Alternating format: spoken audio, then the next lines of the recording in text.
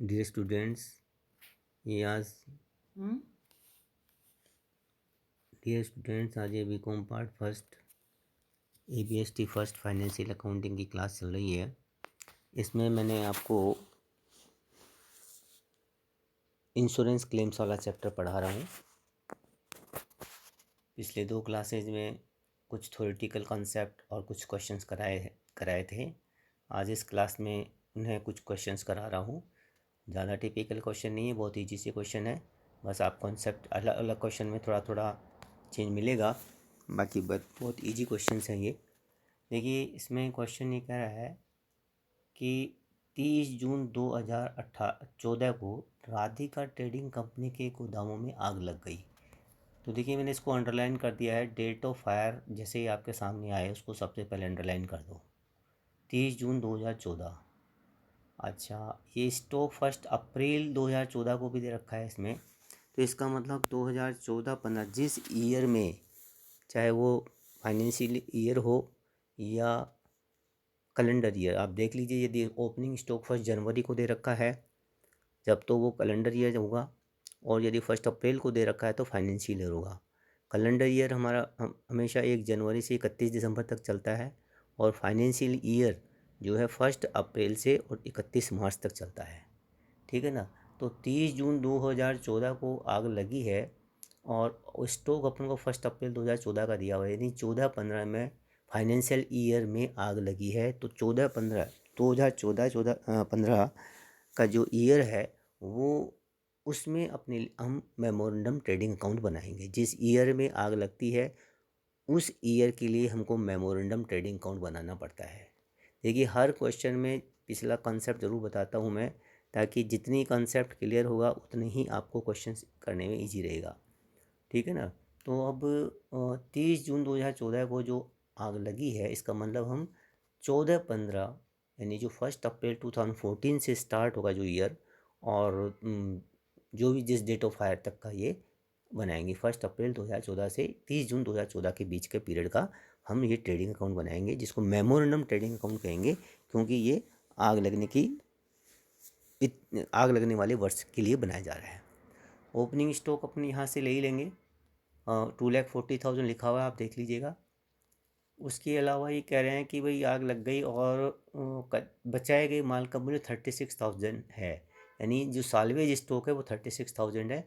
और बाकी information opening stock अपन ने यहाँ से ले लिया। Wages and other direct expenses 3,05,000 अपन यहाँ से ले लेंगे, ये लीजिएंगे 2 में।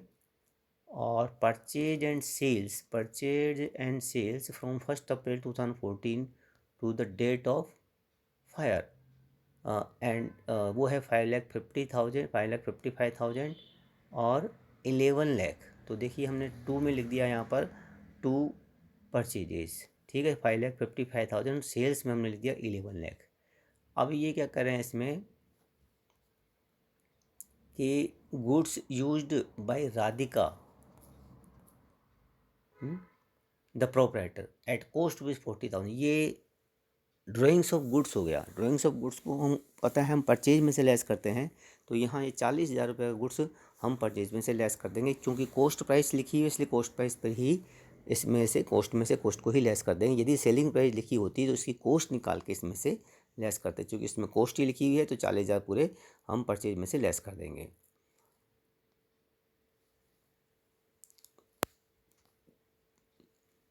अब देखिए, एक बात ये कह रहा है क्वेश्चन में ऊपर कि सकल लाभ की दर 25% है। सकल लाभ की दर लागत पर 25% है, लागत पर, कॉस्ट पर।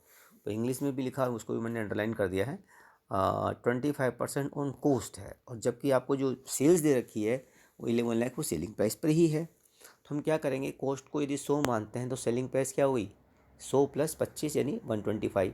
तो हम 11 लाख को 125 से डिवाइड कर देंगे, और चूँकि जीपी कितना है 25 है ना, तो 25 से हम इसको मल्टीप्लाई कर देंगे, यानी 11 लाख डिवाइडेड बाई 125 इंटू 25 है ना, ये अपना जीपी आ जाएगा। और ये यहाँ अपन जीपी ये लिख देंगे 25 डिवाइड 125। 125 को क्या, कॉस्ट को हमने 100 माना, उसके ऊपर कॉस्ट का 25% प्रॉफिट हुआ 125 हो गया। तो 125 किसके बराबर है, 11 लाख के, तो 11 लाख को तो 125 से डिवाइड किया और निकालना क्या है जीपी। जीपी का अमाउंट है इसमें 25, तो 25 से मल्टीप्लाई कर दिया। तो इस तरह से ये जीपी आ जाएगा 2,20,000 और बैलेंसिंग फिगर क्या आ जाएगा 1,80,000। ये क्या कहलाएगा, stock on date of fire, आग लगने की तिथि को स्टॉक का मूल्य, ये 1,80,000 रुपये ये आ गया। अब इसमें सालवेज स्टॉक और क्वेश्चन में दे रखा था 36,000, ये देखिए 36,000 यहाँ दे रखा था, ठीक है। और इसको हम इसमें से लेस कर देंगे, stock on date of fire 1,80,000 में से 36,000 लेस कर देंगे, 1,44,000। ये क्या कहलाएगा, ये लॉस ऑफ स्टॉक कहलाएगा, इस ईयर का लॉस ऑफ स्टॉक कहलाएगा 1,44,000। इस प्रकार से ये अपने पास अब देखिए जी इंश्योरेंस पॉलिसी का अमाउंट लिखा हुआ है क्या कहीं पर, इंश्योरेंस पॉलिसी का अमाउंट क्वेश्चन में कहीं भी नहीं दिया हुआ है, ठीक है ना, नहीं दिया हुआ है। तो ये मानेंगे कि जितने क्या स्टॉक डेट ऑफ फायर का था उस दिन अपने पास पॉलिसी उस अमाउंट की उसके बराबर या उससे ज़्यादा की थी, इसलिए एवरेज क्लोज लगाने की ज़रूरत नहीं है और यही अपने पास क्लेम सबमिट कर देंगे 1,44,000 का। यदि अपन को अमाउंट ऑफ पॉलिसी दे रखी होती तो हम उसको कंपेयर कैसे करते, stock on date of fire 1,80,000 से कंपेयर करते और यदि वो अमाउंट ऑफ पॉलिसी 1,80,000 से कम होती तो एवरेज क्लोज लगाते। इसमें फॉर्मूला लगता amount of policy upon stock on date of fire into loss of stock, लेकिन वो ज़रूरत नहीं है यहाँ पर क्योंकि पॉलिसी का अमाउंट दिया नहीं है। तो हम ये मान के चलेंगे कि पॉलिसी उस दिन 1,80,000 से ज़्यादा, ये एजम्पशन लिखना चाहें क्वेश्चन में तो लिख दीजिएगा। ये माना गया है कि डेट ऑफ फायर को, यानी आग लगने की तिथि को जो स्टॉक था उससे ज़्यादा की वैल्यू का हमारे पास इंश्योरेंस था, इसलिए एवरेज क्लोज नहीं लगाया है। इस तरह से ये क्वेश्चन कंप्लीट होता है। दूसरा क्वेश्चन देखते हैं, देखिए क्या कर रहा है ये कह रहा है कि सकल लाभ की औसत दर नहीं दिया जाना एवं स्टॉक का कम या अधिक मूल्य पर मूल्यांकन। अब इसमें दो प्रॉब्लम आएंगी, एक तो जो स्टॉक का वैल्यूएशन है वो कॉस्ट से कम या ज़्यादा पर किया हुआ होगा, उसको हम कॉस्ट पर लेके आएंगे एक बात, और दूसरा ये है कि जीपी की यानी औसत जीपी की औसत दर नहीं दे रखी होगी तो हमको पिछले साल का जीपी यानी ट्रेडिंग अकाउंट बनाना पड़ेगा जीपी रेट निकालने के लिए। अब देखते हैं क्वेश्चन में क्या कराइए। ये 4 मई 2014 को सन लिमिटेड के भवन में आग लग गई। देखिए डेट ऑफ फायर इसको अंडरलाइन कर दिया मैंने, 4 मई 2014 को, ठीक है। 65,000 रुपये के स्टॉक के अतिरिक्त शेष स्टॉक क्षतिगत हो गया, यानी 65,000 रुपये का सालवेज स्टॉक हो गया, बाकी गुड्स नष्ट हो गया। अब देखिए आपको स्टॉक दे रखा है 1 जनवरी 2013 को, इसका मतलब ये है कि कैलेंडर ईयर चल रहा है, ठीक है ना। 4 मई 2014 को आग लगी है तो इसका कैलेंडर ईयर कब से स्टार्ट हुआ होगा, 1 जनवरी 2014 से स्टार्ट हुआ, ठीक है। तो 2014 के लिए 1 जनवरी 2014 से 4 मई 2014 तक हम क्या बनाएंगे, मेमोरेंडम ट्रेडिंग अकाउंट, ठीक है ना। और यानी 31 मार्च 2013 का जो क्लोजिंग स्टॉक है, 31 दिसंबर 2013 का, वो ओपनिंग स्टॉक कहलाएगा 1 जनवरी 2014 को। जबकि आपको ओपनिंग स्टॉक पिछले साल का भी दिया हुआ है ना, पिछले पूरे 2013 कैलेंडर ईयर का भी दिया हुआ है।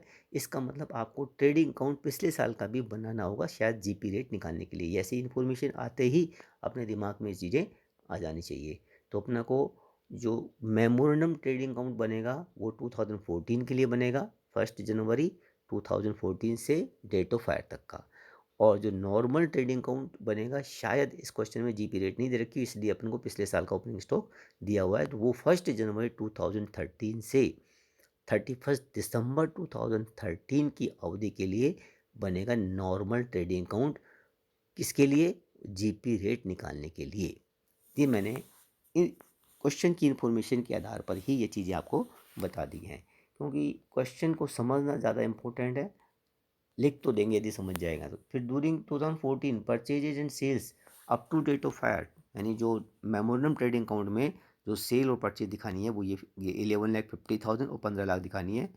अब ये on 31 December 2013 the fire broke out and destroy stock at genuine cost of 50,000, ये अलग तरह की कहानी होगी। क्या है कि अपने एक तो आग लगी है जिसका हमको स्टॉक का वैल्यूएशन करना है 4 मई 2014 को। ये कह रहे हैं 31 दिसंबर को भी कोई आग लग गई थी, उसमें भी स्टॉक नष्ट हो गया, लेकिन उसका तो वैल्यूएशन आपको दे गया, तो 50,000 रुपये का स्टॉक जल गया, ये कह रहे हैं। ठीक है ना। तो वो चीज़ आपको कैलकुलेट नहीं करनी।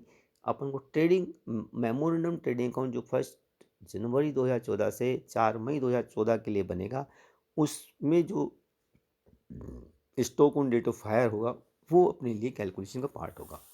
लेकिन चूंकि इन्फॉर्मेशन 2013 की भी दे रखी है, तो इससे हम वो निकालेंगे, ट्रेडिंग अकाउंट बनाएंगे जीपी रेट निकालने के लिए। देखिए इसमें और कोई क्वेश्चन और आगे है क्या कुछ?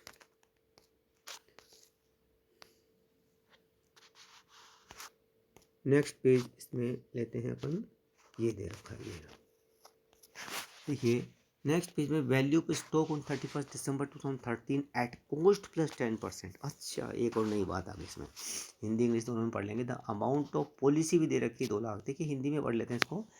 वर्ष 2014 में आग लगने तक क्रय एवं विक्रय की राशि इन्होंने बताई दी आपको। 31 दिसंबर 2013 को आग लग गई, 50,000 रुपये की बात बताई थी मैंने। स्टॉक नष्ट हो गया। स्टॉक का मूल्यांकन, ये है इंपॉर्टेंट, स्टॉक का मूल्यांकन लागत से 10% कम पर किया जाता था, किंतु इसे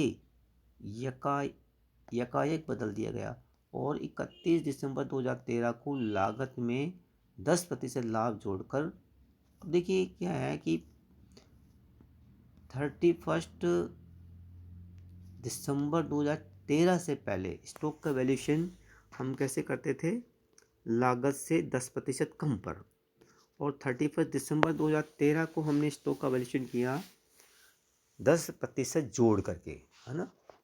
तो जब स्टॉक का वैल्यूएशन करेंगे, यानी पिछले साल का जब ट्रेडिंग अकाउंट बनाएंगे, इसमें जो स्टॉक को दिखाएंगे, देखिए पिछले साल का पिछले साल 2013 के लिए ओपनिंग स्टॉक था क्वेश्चन के अकॉर्डिंगली 1,80,000 रुपये।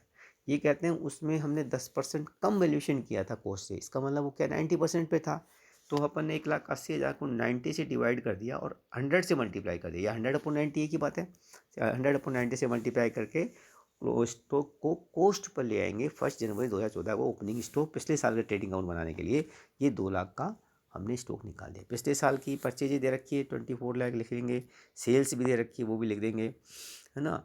अब ये कह रहे हैं जो 31 दिसंबर को स्टॉक का वैल्यूएशन किया वो 10% ज़्यादा पर किया, तो हम क्या करेंगे 100 + 10 यानी 110 से डिवाइड करेंगे, 100 से मल्टीप्लाई कर देंगे, तो स्टॉक की वैल्यू उस दिन आ जाएगी। और इसको हमने 3 लाख रुपये, 3,30,000 इंटू 100 डिवाइड बाई 110 से डिवाइड मल्टीप्लाई करके, और हमने इसको स्टॉक की वैल्यूएशन निकालेंगे। और 50,000 रुपये का ये कह रहे हैं नष्ट हो गया माल आग लग जाने की वजह से।